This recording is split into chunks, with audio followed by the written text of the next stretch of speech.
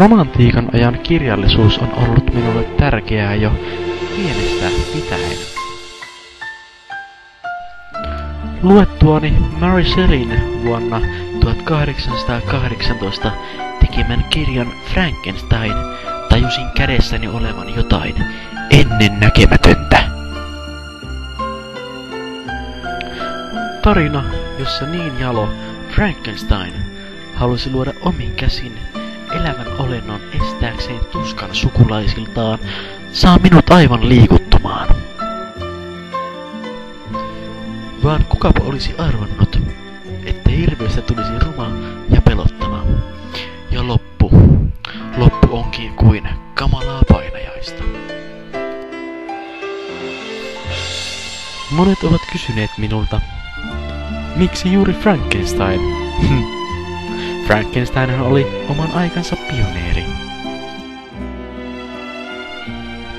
Joskus iltaisin jään tuijottamaan avaruuteen ja mietin, että kuinka vain 18-vuotias Shelley pystyi tiivistämään ihmisen sisällä velloneet tunteet ja tuskan yhteen kirjaan.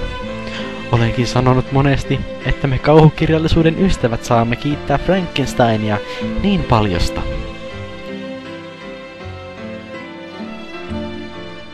Mielestäni kirjan sanoma on jotain syvällistä. Miettikäämme vaikkapa luojan vastuuta luomastaan ja ihmisen vastuuta luonnosta. Onkin hämmästyttävää, kuinka nuo samat teemat voivat olla vielä 200 vuoden jälkeen niin ajankohtaisia.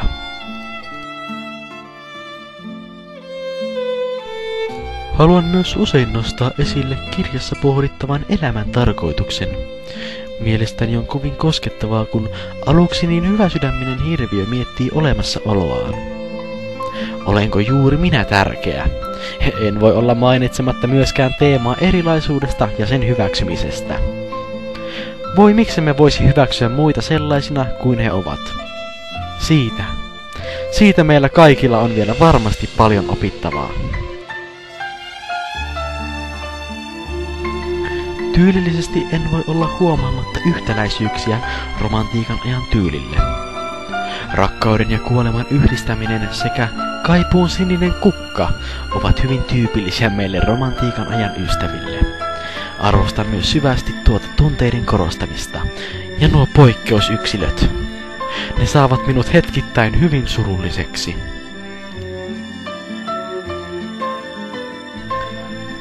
Rakkauteni Frankensteiniin perustuu vahvasti tuohon kuvaukseen ihmisen pienuudesta, noihin sisällä velloneisiin tunteisiin ja niihin valintoihin, joita Frankenstein joutui tekemään rakkaidensa kustannuksella. Toivoisin, että jokainen voisi kokea nuo tunteet lukemalla hienon teoksen. Frankenstein, uusi Prometheus. Me kirjallisuuden ystävät huomaamme paljon yhtäläisyyksiä Frankensteinin ja usean muun hienon teoksen välillä. Esimerkiksi antiikin ajan Prometheus-myytti ja toisen hienon teoksen Notre Damen kellonsoittajan kanssa on huomattavasti samankaltaisia tyylikeinoja. Voisin myös todeta, että nykyajankin kirjallisuus on ottanut paljon vaikutteita tuosta jalosta teoksesta. Mainitakseni vaikka skifi-klassikko Jurassic Park. Olenkin hyvin kiinnostunut lukemaan nykyajan tieteisfiktiokirjallisuutta ja tutkimaan, kuinka he käsittelevät noita syvällisiä teemoja. On ollut myös erittäin antoisaa keskustella lukemastamme Frankensteinista oman kirjakerhoni kanssa. On ollut ilo huomata, kuinka monelta kannalta kirjaa voikaan tulkita. He ovat tinkimättömästi jaksaneet kyseenalaistaa näkemykseni Frankensteinista, ja kun huomaan tajuavani siitä jotain uutta, niin se tunne.